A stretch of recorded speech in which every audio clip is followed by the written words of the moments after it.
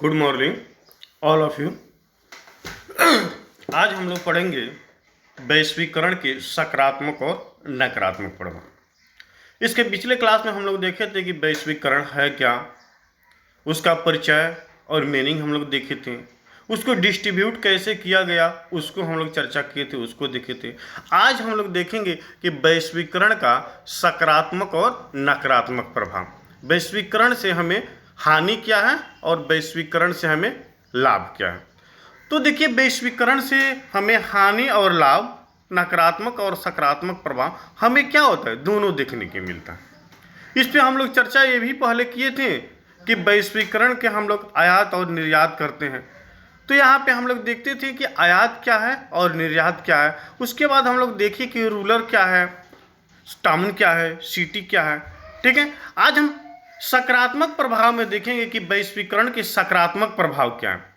तो देखिए, वैश्वीकरण के सकारात्मक प्रभाव ये है, मैंने पॉजिटिव सेंस से है कि सबसे पहले क्या होगा, शैक्षिक गुणवत्ता, मैंने शिक्षा की जो क्वालिटी होती है, जो स्तर होते हैं, उसमें हम क्या करते हैं, बढ़ावा देते हैं।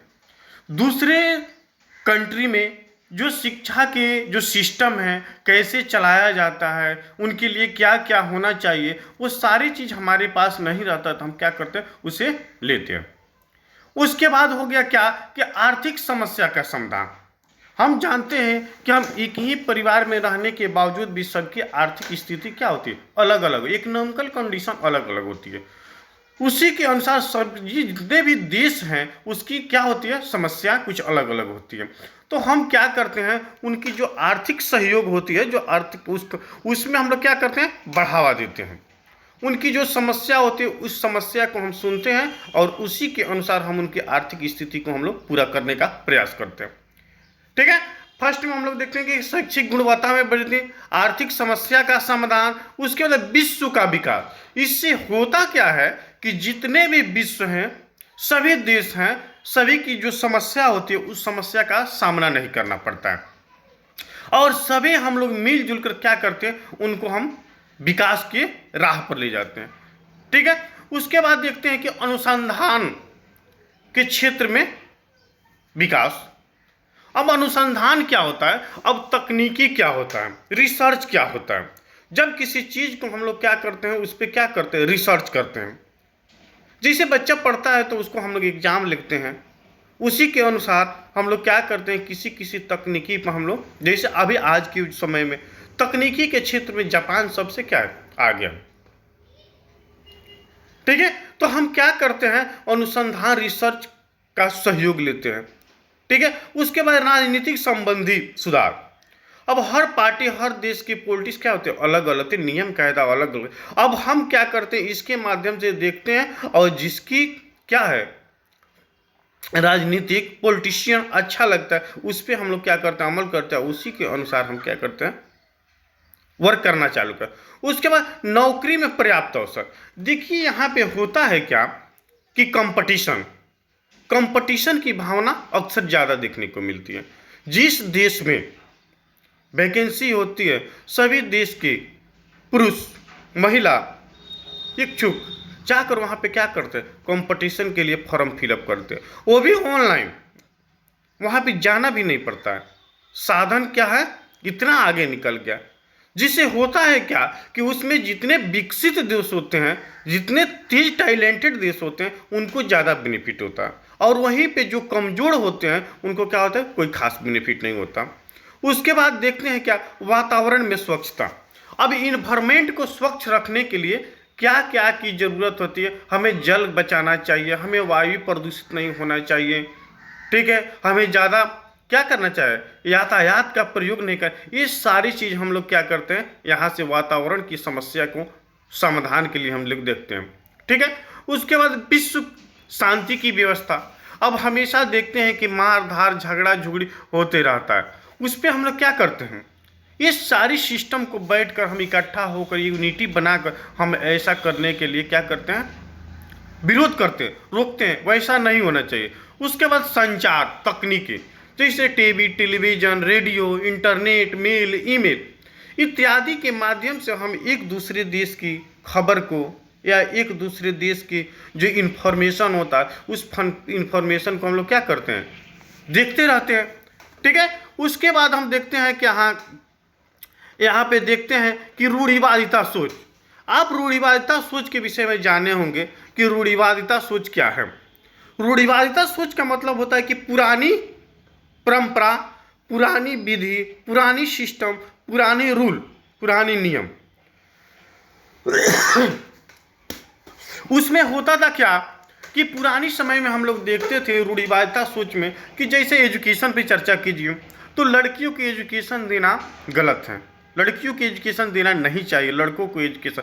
लेकिन आज इस सारी जो सिस्टम है उस सारी सिस्टम वैश्वीकरण क्या किया, उसको समाप्त कर दिया।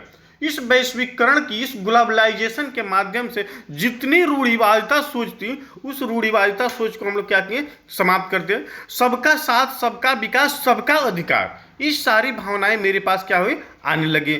ठीक है, जिसकी वजह से आज सभी व्यक्ति हर काम को करने के लिए क्या है, इच्छुक हैं, तैयार हैं। उसके बाद देखते हैं जनसंख्या विस्फोट पे काबू।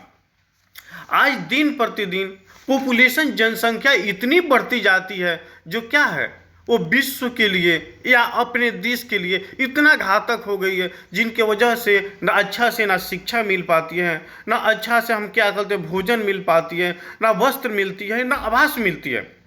ठीक है, इस सारी की वजह से सरकार ने कुछ सिस्टम को चेंज किया और उस सिस्टम में ऐसे जैसे मानते हैं कि सरकार का सिस्टम ये है कि हाँ, जिनको 2 से ज़्यादा बच्चा होगा उनको गवर्नमेंट सेक्टर का कोई बेनिफिट, लाभ नहीं मिलेगा। जिनको 2 से ज़्यादा बच्चा होगा वो किसी भी राजनीतिक में उनका योगदान नहीं होगा, राजनीतिक पार्टी में वो भाग नहीं ले सकते। ऐसे ऐसे पॉलिसी को, सिस्टम को लगाया गया ताकि क्या हो, इस जनसंख्या पे हम लोग क्या करें, सुधार कर सकें। उसके पाठ्यक्रम, विषय वस्तु, करिकुलम, सब्जेक्ट, कंटेंट में सुधार किया गया कि हाँ, बच्चा जिस स्तर का है उस लेवल को देखते हुए हमें क्या करना चाहिए, उनकी भावना को समझना चाहिए और उस भावना के माध्यम से उनके विषय वस्तु का चुनाव कराना चाहिए। आज दिन प्रतिदिन देखते जाते हैं कि विद्यालय में विषय वस्तु, कंटेंट की संख्या धीरे धीरे कम होती जाती है और क्वालिटी, सरकार भी चाहती है कि क्वालिटी उतना बेहतर ना हो, लेकिन यहाँ विश्व वैश्वीकरण तकनीकी के माध्यम से आज क्वालिटी क्या होना चाहिए, अच्छा होना चाहिए। तकनीकी के माध्यम से हमें क्या होना चाहिए, शिक्षा में अच्छा माने पकड़ होना चाहिए। उसके बाद नई नई तकनीकी का प्रयोग। आज देखते हैं कि ऑनलाइन क्लासेज होते हैं, स्मार्ट क्लासेज होते हैं, ये सब क्या है, सब तकनीकी का साधन है। आज हम घर पे बैठे, हम एक जगह स्थान पे बैठे हुए हैं, विश्व की सारी सिस्टम, सारी एजुकेशन, सारी वर्क हम क्या करते हैं, देख सकते हैं। ये सब क्या है, नई नई तकनीकी है। आज हम लोग मोबाइल पे बैठे, घर पे बैठे हुए ऑनलाइन क्लासेस दिल्ली, पटना, मुंबई, चेन्नई, मद्रास, देश विदेश की सारी हम खोले। ये सब सार क्या था, शैक्षिक स्पर्धा को बढ़ावा देना, कंपटीशन की बात। ये सब क्या वैश्वीकरण का सकारात्मक प्रभाव।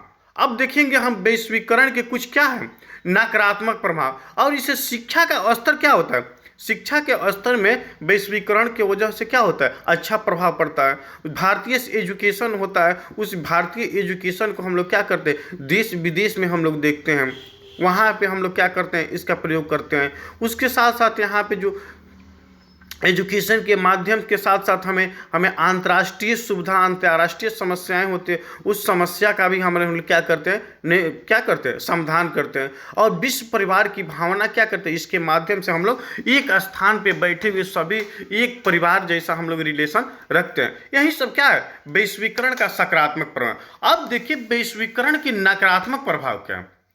अब वैश्वीकरण के नकारात्मक प्रभाव में हम लोग देखेंगे, थोड़ा फास्ट में देखेंगे, उसके सब अपोजिट होगा।